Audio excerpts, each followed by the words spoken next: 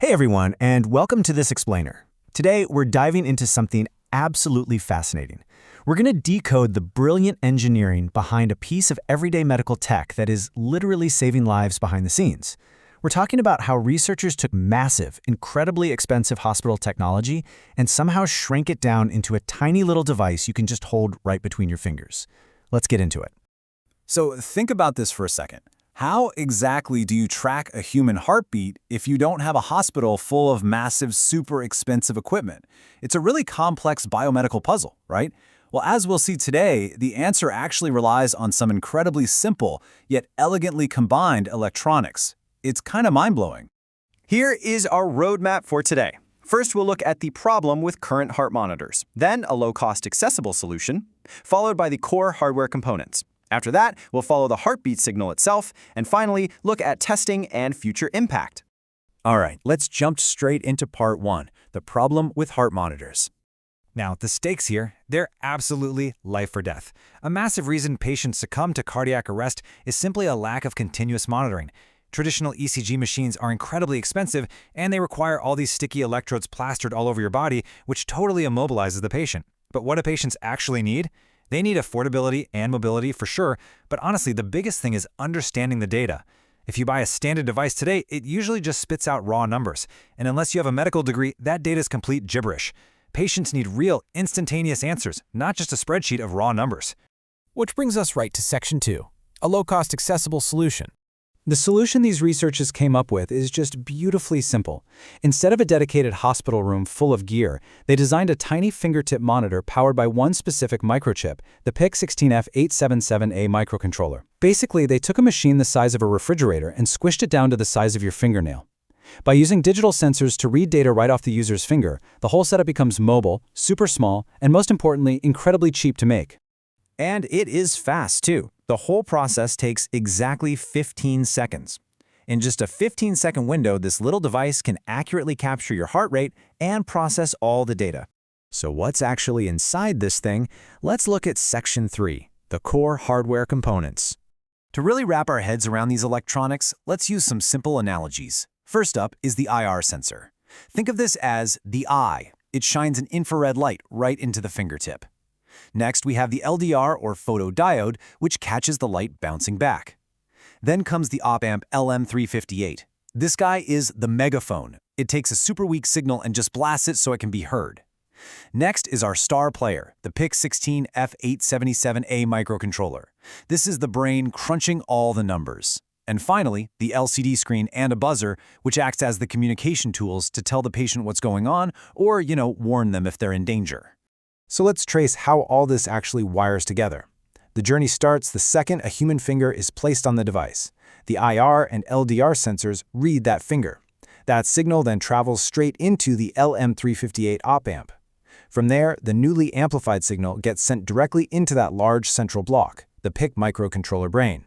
And finally, the info flows outward from the brain to the LCD display and the alarm buzzer. It's a perfectly linear, super efficient flow of data. Let's zoom in on that brain for a second. The PIC16F877A wasn't just picked at random. It's a highly adaptable 40-pin chip. Having 40 pins is actually fantastic because the functions are spread out. Each pin only shares 2 or 3 functions, making it a breeze for engineers to work with. Plus, it's cheap, high quality, and super easy to find. It does have one funny little quirk, though. It doesn't have an internal clock. So to keep time and function properly, it relies on an external 4.0 MHz crystal oscillator. Okay, moving along to Section 4, following the heartbeat signal. Imagine putting your finger on that sensor. Step 1. The device beams infrared light straight into your fingertip, right into your blood cells. Step 2. Every single time your heart beats, the actual volume of blood in your finger changes. That tiny physical change alters how much infrared light bounces back.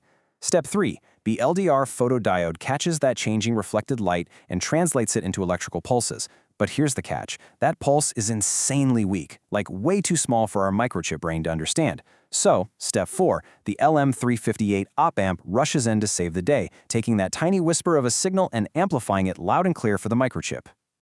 Once you hit the start button, The microchip turns on that IR transmission for exactly 15 seconds. During that high-stakes window, a timer inside the controller frantically counts the number of pulses to calculate your beats per minute. But the job isn't done yet. The system now has to make some critical, life-saving decisions with that data. This is where the magic happens. The system doesn't just show you numbers, it actively interprets them. We know a normal human heart rate sits between 60 and 100 beats per minute. If the chip calculates a number in that sweet spot, it just calmly displays your heartbeat as normal on the LCD. But if it drops below 60 or spikes above 100, boom, it triggers the abnormal pulse protocol. It instantly sets off the buzzer alarm to warn the patient. In a split second, it transforms from a simple display screen into an active, protective health monitor. Finally, let's wrap up with Section 5, testing and future impact. Now, you obviously can't just build a medical device and cross your fingers hoping it works, right? It takes serious technical rigor. The researchers first simulated the whole circuit flawlessly using the Proteus design suite, and then programmed the microcontroller using Micro-C software. And to make absolutely sure it won't die when a patient needs it most, it runs on a standard 9-volt battery paired with an LM7805 regulator. That regulator steps the voltage down to a steady, constant plus 5 volts and even has built-in overload protection. It is built to run flawlessly. The biggest takeaway from all of this is accessibility. By using cheap, easy-to-program, and widely available components like the PIG microcontroller and basic light sensors, they've totally stripped away the exclusive of cardiac care. This isn't some elite gadget locked away in a multi-million-dollar hospital wing. It empowers everyday families to monitor their health right at home. It means small, underfunded local clinics and sports centers can provide immediate, life-saving diagnostics without breaking the bank. It's a total game-changer.